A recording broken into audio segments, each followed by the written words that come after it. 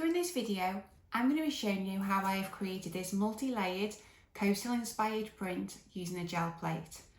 So I'm going to be using a technique where I pull a one pull print. So I'm building layers on the gel plate, letting each layer dry to pull a final print at the end. I just love printing with botanicals, and I know seaweed isn't exactly a botanical, but I like to think them of plants of the sea, and I use them in the same way as I print them with botanicals to really capture those lovely details. So if you've enjoyed this video, check out my botanical video, because that shows you an alternative way of creating a similar print. If you've enjoyed this video, please subscribe to my channel, like, share, comment, and if you've got any questions, please leave a comment below and I'll get back to you as soon as I can. So let's get printing. So I'm collecting the textures that I'd like to use for the background of my print.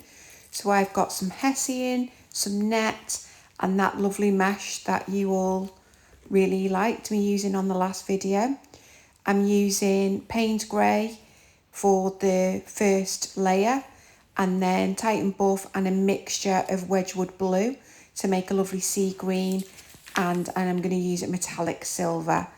And then I've got a selection of seaweed that I've collected and pressed. So first of all, I'm layering a very thin layer of Paynes grey, and this is going to be the layer that I capture the detail of the seaweed. So I'm just positioning the seaweed on the gel plate. I'm spreading it out as much as I can, so it'll enable me to get in between with the tissue paper that I'm going to use to remove the negative space.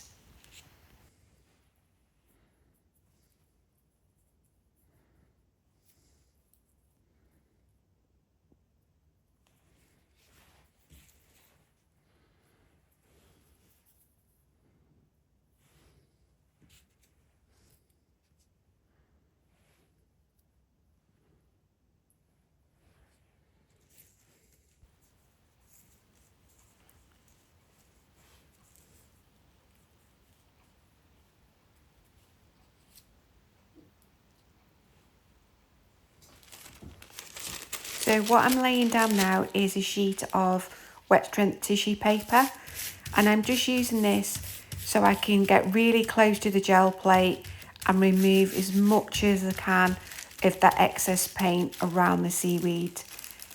And you can see I'm pulling it back there, going back in and pressing a little bit firmer to get in between to capture more of that detail.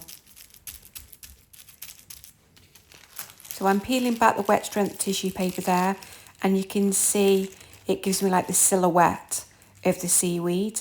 And now I'm going to remove that seaweed from the gel plate and let that layer completely dry.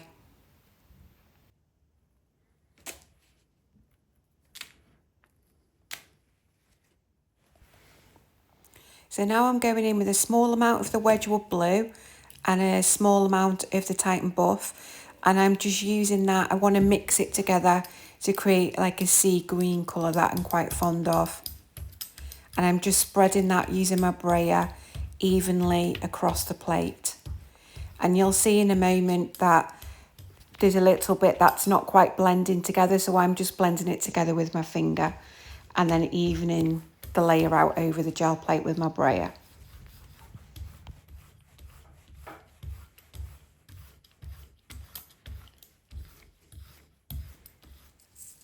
So while that paint's still wet, I'm just laying down the mesh and the netting and then the hessian.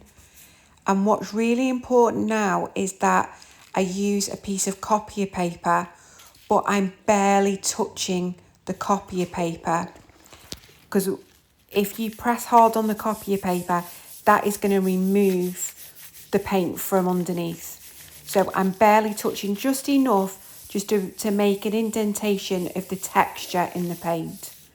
I don't want to remove any paint. And then I'm going to remove those textures, and then once again let this layer completely dry before adding my final layer. So I'm now adding a final layer of metallic silver, and I'm going to use this to pull all the layers off for my final print. So it's really important you work quite quickly, spread a nice even layer, get that paper down while the paint's still wet. Make good contact, give it a good rub, ready to then pull from the plate. So I've let this dry on the plate for about 3 minutes, and you can see as I'm pulling the plate, it's quite sticky, it's got quite a lot of resistance, and that's what you need it to be fully dry, so it's pulling all those layers off as one. And then what I'm trying to do now is show you, as I tilt it to the camera, let the light catch that beautiful metallic to pick up the detail. And there we have our final print. I hope you've enjoyed this video, but drop me a comment, let me know what you think.